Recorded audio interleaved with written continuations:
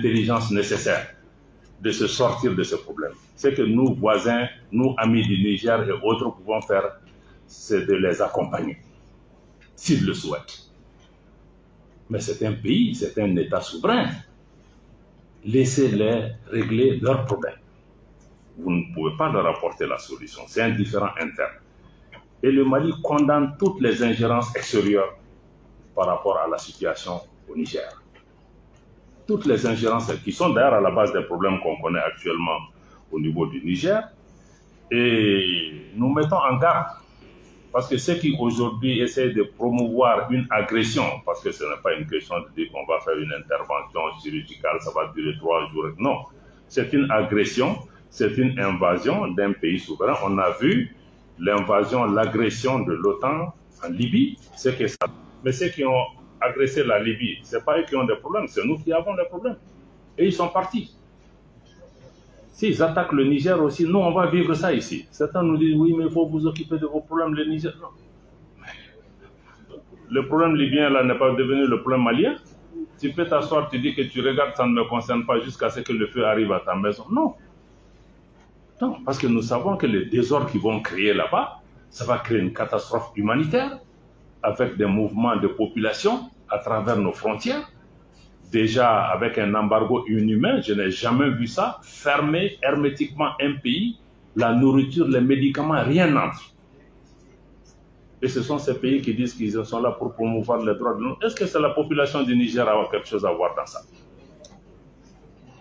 Non, c'est... Bon, donc, la Libye est un exemple. On ne veut pas d'une deuxième Libye. Voilà. Maintenant, se mettre sous couvert démocratie, tout ce qu'on veut, je crois que vraiment, c'est pas ça. C'est ce que nous dénonçons, même pour ceux qui disent qu'ils sont en train de défendre la démocratie. Mais si on condamne les changements anticonstitutionnels civils, il faut dénoncer les changements de mandat et autres qu'on a autour de nous. Pourtant, les gens s'assoient et regardent parce que pour qu'il n'y ait pas de changement anticonstitutionnel, il faut travailler sur les causes. Tous les problèmes qu'on a connus, c'est qu'il y a eu les causes, on s'est assis, on a regardé. Et cette politique de 2 poids, 2 mesures, quand un problème se passe dans un pays, on qualifie ça comme on veut, suivant que ce pays est un pays ami ou pas.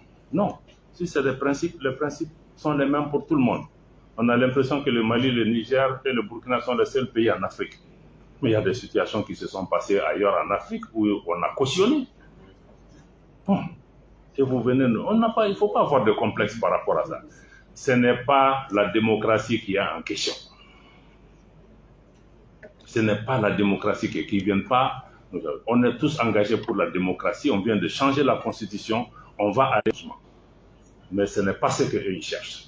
Parce que même dans la démocratie, ils veulent qu'ils viennent des gens qui leur sont favorables. En fait, c'est ça la question. La démocratie, c'est que si j'ai quelqu'un que je contrôle qui est là, c'est un démocrate. Voilà. Ça ne tient pas. Et ce qui est aussi à la cause des situations actuelles, c'est qu'il n'y a pas de solidarité. Ces pays qui viennent aujourd'hui, qui donnent des leçons au Niger, au Mali, etc. Mais est-ce qu'ils nous ont amené un seul Kalachnikov pour nous battre? Non. La CEDEAO s'élève, on a force, en attente, on est en train d'activer. On s'est dit, ah bon, tout ce temps-là, vous avez une force? Pendant 10 ans, nos gens sont morts, les terroristes nous ont attaqués. On n'a jamais vu un sommet pour dire que oui, on va envoyer 1000 hommes au Mali pour se battre contre les terroristes. Maintenant que vous avez un des vôtres qui est entre les mains des militaires, vous vous réveillez et puis tout de suite, vous avez une force. Quel message ça envoie aux populations africaines? Est-ce que c'est leur vie qui est importante? Ou c'est autre chose? Ou c'est d'autres jeux? Ou c'est d'autres qui ont besoin de la CEDEAO pour faire le sale boulot pour eux? Donc c'est pourquoi le Mali, nous on a été absolument clair, on n'est pas d'accord. Et on a indiqué que s'il y a une agression, une invasion contre le Niger, le Mali se retire purement et simplement. Parce qu'on ne peut pas volontairement adhérer à des organisations, que ces organisations deviennent des instruments d'agression contre notre pays. Ce n'est pas acceptable. On ne peut pas mettre notre argent dans des banques centrales, la BCEAO, qui est censée être notre institut d'émission monétaire souverain, qui devient un instrument pour affamer nos populations. Ce n'est pas acceptable. Je crois que c'est toutes ces questions aujourd'hui que nous avons en tête. Et dernier point que je vais évoquer par rapport vraiment à l'action diplomatique que nous voulons, c'est la notion de diplomatie culturelle. Nous tenons beaucoup à ce concept parce que je l'ai indiqué au début, parce que la culture, c'est d'abord l'affirmation de notre identité.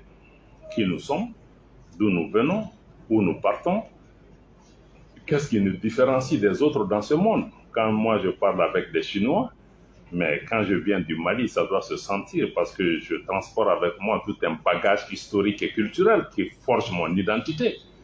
Donc même quand on fait du business, je crois que ça doit être motivé un peu par ça parce que je sais que j'ai ma dignité, j'ai mon honneur. Et donc, je pense que la diplomatie culturelle aujourd'hui est extrêmement importante pour un pays comme le Mali, qui a un trésor culturel, qui est plus connu dans le monde pour sa culture que pour son or. Donc la culture nous permet aussi de nous repositionner sur la scène internationale en tant qu'acteur important, acteur qui vient avec quelque chose, qui est notre passé, nos biens culturels, nos valeurs culturelles. Et aussi la culture n'est pas que folklorique ou autre, hein. La culture aussi c'est économique.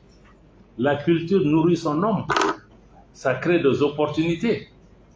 Ne serait-ce que parce qu'aujourd'hui, si nous décidons tous de mettre le coton malien, mais on n'a pas à aller chercher des marchés pour les agriculteurs de coton à l'extérieur. Ça crée des économies, ça va utiliser des gens.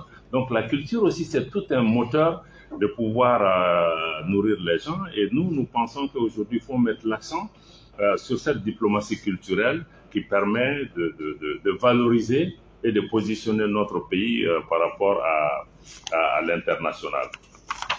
En guise de conclusion,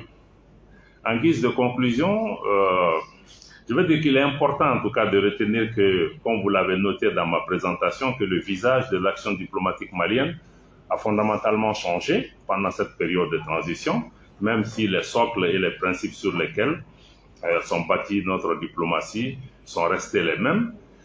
Naturellement, nous avons une diplomatie qui a évolué vers une diplomatie d'anticipation, parce qu'il y a beaucoup de choses qui nous sont arrivées aussi, mais ce n'est pas parce qu'on a attendu que ça arrive. On a préparé, hein, on a